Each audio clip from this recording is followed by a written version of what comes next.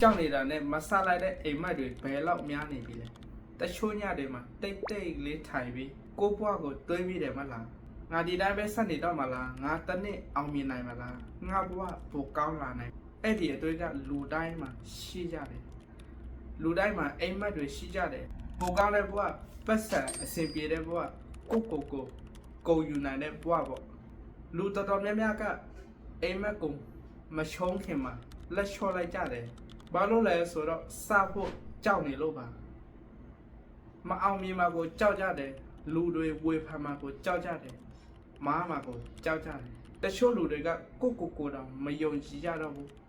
ငါမလုပ်နိုင်ပါဘူးငါကတာမန်လူပဲခုမှစတော့နောက်ကျနေပြီပေါ့အဲ့ဒီအတွေ့ကမိတ်ဆွေရဲ့အိမ်မက်ကိုမစခင်ကလေးကတတ်လိုက်ကြတာမိတ်ဆွေခဏလောက်စဉ်းစားကြည့်ပါမိတ်ဆွေကြောက်နေတဲ့အရာတွေကို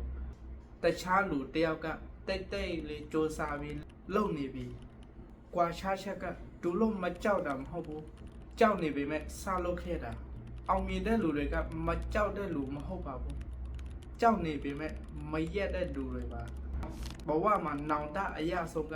မအောင်မြင်တာမဟုတ်ဘူး။မစခဲ့တာပဲ။တချို့လူတွေကအချိန်ကောင်းကိုစောင့်နေကြတယ်။ပတ်စံရှိတဲ့နေ့အစင်တင်ဖြစ်တဲ့နေ့ယုံကြည်မှုအပြည့်ရှိတဲ့နေ့ပေါ့အဲ့ဒီနေ့ကဘယ်တော့မှရောက်လာမှာမဟုတ်ဘူးဘဝမှာအရာအလုံးပြည့်စုံတဲ့နေ့ဆိုတာမရှိတော့ပါပဲစတင်မှုတိုင်းကမပြည့်စုံတဲ့အရာကနေစတာများတယ်ပတ်စံမရှိသေးဘူးအတွေ့အကြုံမရှိသေးဘူးအားပေးတဲ့လူမရှိသေးဘူးမစတဲ့လူကတော့အရင်နေရာမှာပဲရက်နေကြတော့တယ်မိတ်ဆွေရဲ့ယုံကြည်မှုဆိုတာစလုပ်ပြီးမှရလာတာအတွေ့အကြုံဆိုတာမာပြီးမှရလာတာအောင်မြင်မှုဆိုတာတိတ်တိတ်လေးဆူလာတဲ့အရာကနေဖြစ်ပေါ်လာတာတချို့ရမှာမိတ်ဆွေပင်ပန်းမယ်စူးစမ်းနေပေမဲ့ရလတ်တွေမတွေ့ရတဲ့နေ့တွေရှိမယ်ဘယ်သူမှနားမလည်တဲ့နေ့တွေရှိမယ်ကိုတောင်တန်တရားဝင်နေတဲ့အချိန်တွေရှိမယ်အဲ့ဒီနေ့ကိုကြော်ဖြတ်နိုင်တဲ့လူတွေကပဲကိုရောက်ရှင်တဲ့ဘဝကိုရောက်နေကြတာလူတော်တော်များများကရလတ်ကိုအခုချက်ချင်းရရှင်ကြတာတလစူးစမ်းပြီးတဘဝလုံးပြောင်းလဲရှင်ကြတာတကယ်တော့တန်ဖိုးရှိတဲ့အရာတွေကအချိန်ယူရတယ်တစ်ပင်ကြီးထွားဖို့တောင်နည်းနည်းရှိအချိန်ပေးရတယ်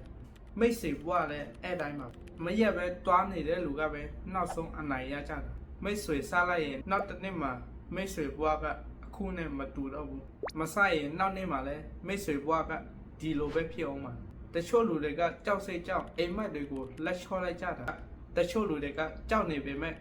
ဆက်လုပ်ကြတယ်ပြီးတော့သူတို့ဘဝတစ်ခုလုံးပြောင်းလဲသွားတယ်မိတ်ဆွေစတင်ဖို့မကြောက်ပါနဲ့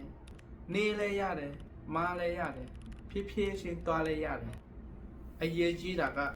မိတ်ဆွေရဲ့ဘဝကိုမိတ်ဆွေကိုယ်တိုင်စပြီးပြောင်းလဲဖို့ပဲအခုစတင်လိုက်တဲ့ဆုံးဖြတ်ချက်တစ်ခုကိုနောက်တနေ့ကျရင်မိတ်ဆွေအရင်ကျေးဇူးတင်လာလိမ့်မယ်ဒါကြောင့်စတင်ဖို့မကြောက်ပါနဲ့ပြောင်းလဲခြင်းစတင်ပါ